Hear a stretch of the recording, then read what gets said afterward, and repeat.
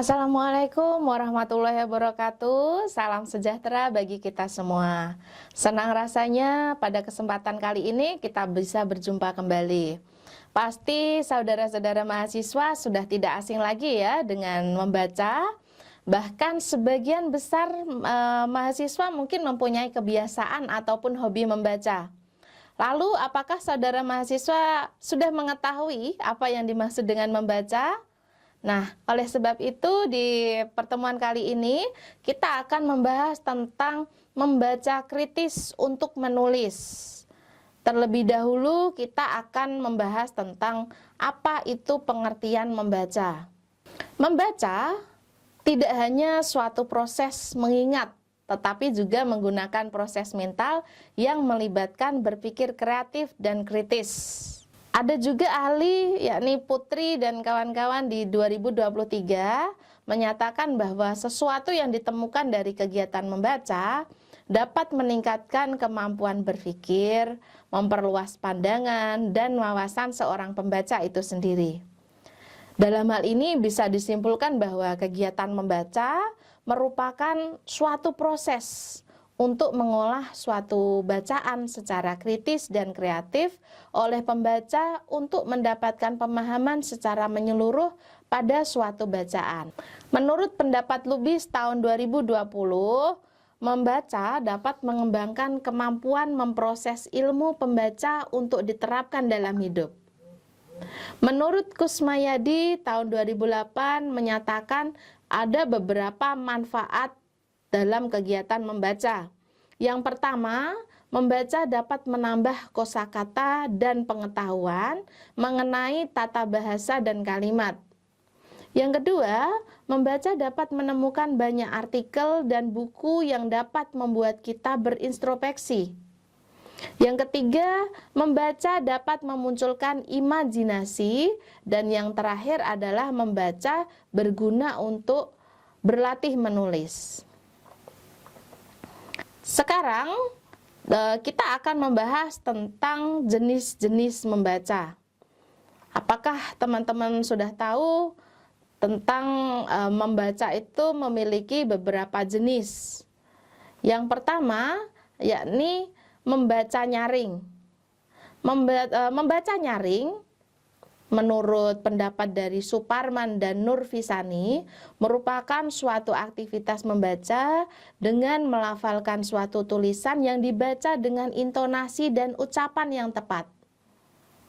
Pembaca dan pendengar dapat mendapatkan suatu informasi yang diutarakan oleh penulis, baik berupa perasaan, berupa pikiran, maupun pengalaman penulis itu sendiri.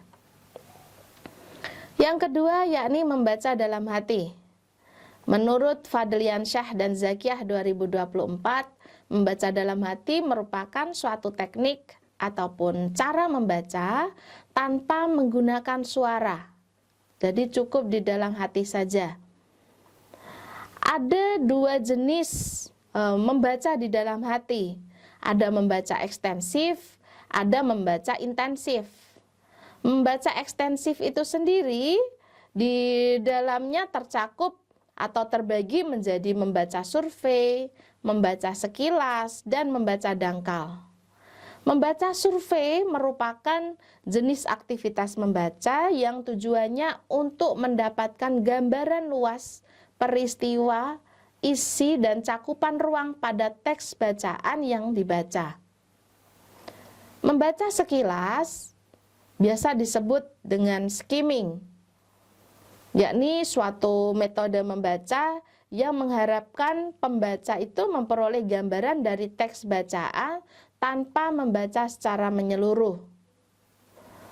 Metode ini menyertakan kemampuan melihat teks secara cepat untuk mengenali ide pokok, struktur umum, dan informasi utama dari suatu teks bacaan. Yang ketiga yakni membaca dangkal. Membaca dangkal seringkali digunakan untuk mendapatkan pemahaman secara sekedar saja. Jenis membaca ini memiliki pemahaman yang dangkal dengan karakteristik luaran dan tidak secara mendalam. Yang kedua terkait dengan membaca intensif, di mana membaca intensif ini juga termasuk aktivitas membaca dalam hati yang bertujuan untuk memahami bacaan dengan maksimal. Kalau kita berbicara dengan metode membaca intensif, pasti akan berhubungan dengan bacaan yang sifatnya minim. Hal ini membuat pembaca menjadi terpusat pada teks yang minim dengan pemahaman yang maksimal.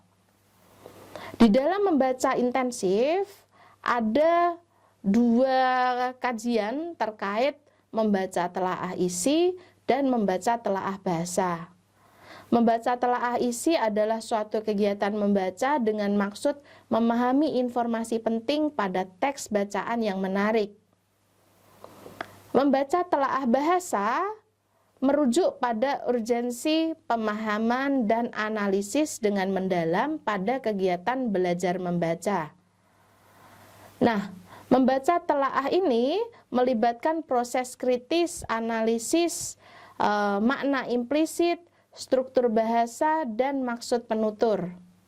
Tujuannya adalah untuk meningkatkan pemahaman mendalam terhadap bahasa dan teks yang kompleks. Selanjutnya, kita akan membahas tentang beberapa strategi membaca yang teman-teman bisa terapkan ya, dan dicoba pastinya. Yang pertama adalah SQ3R. Menurut Effendi, SQ3R atau tahapannya disebut dengan Survey, Question, Read, Recite, and Review. Merupakan metode pembelajaran yang dirancang untuk membantu peserta didik dalam memahami materi pembelajaran. Dalam hal ini, keterampilan memproses secara dinamik dan aktif menyertakan respon fisika, mental, intelektual, dan emosi. Kegiatan membaca dalam SQ3R merupakan proses penyeimbangan antara suatu teks yang dibaca dengan wawasan yang dimiliki oleh peserta didik. Siswa dapat memahami makna yang berarti terjadi interaksi antara pembaca dan teks bacaan. Metode ini sangat tepat jika diterapkan dalam membaca intensif karena dapat memfasilitasi peserta didik dalam mengenal dan memahami fakta, konsep, ide relevan, dan pandangan umum pada suatu bacaan. Metode yang kedua yakni PQ4R, atau dalam hal ini disebut sebagai suatu metode preview, question, read, reflect, recite, dan review. Metode ini digunakan untuk membantu peserta didik dalam mengingat apa yang telah dibaca. Metode ini terbentuk karena pemikiran bahwa pembaca dapat meningkatkan kemampuan membaca yang mereka miliki. Metode ini pun juga sangat efektif untuk mendukung pembaca bisa berpikir kritis dalam memahami dan mengingat suatu bacaan sehingga pembaca mempunyai pengetahuan cadangan. PQ4R yang meliputi preview, berarti maknanya membaca sekilas secara cepat sebelum mulai membaca. Q, question, yang berarti mengajukan pertanyaan pada diri sendiri tentang bahan bacaan. Read, berarti mulai membaca dengan mengingat pertanyaan yang telah dibuat. Reflect, berarti sewaktu membaca, peserta didik mencari jawaban dari pertanyaan yang telah dibuat serta dapat memahami informasi pada bacaan. Recite berarti merenungkan suatu informasi yang telah dipahami dari hasil membaca dengan membuat kunci dari bacaan dan mencatat informasi penting. Review berarti membaca catatan singkat yang sudah dibuat. Metode yang ketiga adalah CIRC, di mana metode ini merupakan hampir sama dengan suatu model pembelajaran yang selaras antara kemampuan menulis dan membaca, yang menyertakan peserta didik untuk secara aktif dalam hal fisik dan mental di dalam proses pembelajaran. Metode ini dikatakan dapat membantu peserta didik untuk memahami isi dari bacaan yang dapat dilakukan secara individu ataupun kelompok.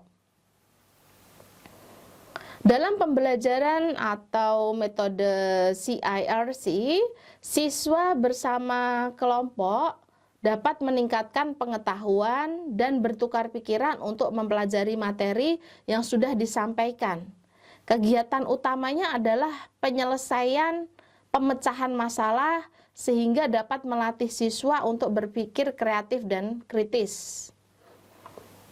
Yang keempat yakni CLIL merupakan salah satu metode atau pendekatan yang berfokus pada materi atau konten dan bahasa itu sendiri atau language. CLIL merupakan pendekatan yang berfokus pada bahasa tambahan yang dimanfaatkan untuk belajar, mengajarkan materi dan bahasa dengan tujuan mendukung pemahaman bahasa sekaligus materi menuju tingkatan tertentu. Metode yang kelima adalah DRTA atau Direct Listening Thinking Activity. DRTA merupakan strategi yang memusatkan keikutsertaan siswa pada bahan bacaan. Siswa membangun dugaan dan membuktikan dugaan tersebut pada saat membaca bahan bacaan. Di dalam strategi ini dirancang supaya peserta didik bisa mencapai tujuan umum dalam mengikutsertakan tahap berpikir saat membaca. Strategi ini juga dapat menggugah pemikiran dan ingatan peserta didik sebelum membaca. Yang keenam adalah strategi Think Aloud. Menurut Hartati dan kawan-kawan di 2020, Think Aloud adalah suatu proses ataupun strategi membunyikan atau memverbalkan dengan lisan sesuatu yang ada dalam pikiran pembaca saat berusaha untuk memahami teks, memecahkan suatu masalah, dan menjawab pertanyaan dari teks yang dibaca. Strategi ini dilakukan dengan cara pengajar mengucapkan kalimat khusus yang telah dipilih untuk dijadikan model bahan secara sistematis dengan nyaring atau lantang. Pengajar menjelaskan mengenai alur berpikir yang baik untuk memahami komponen dari teks yang dimaksud. Nah, itu merupakan beberapa strategi membaca yang bisa teman-teman coba untuk terapkan. Dan berakhir pula untuk pembahasan kali ini terkait materi membaca kritis untuk menulis. Saya harap teman-teman mahasiswa bisa memahami dan menerapkan beberapa informasi yang sudah saya sampaikan. Terima kasih. Saya akhiri. Wassalamualaikum warahmatullahi wabarakatuh.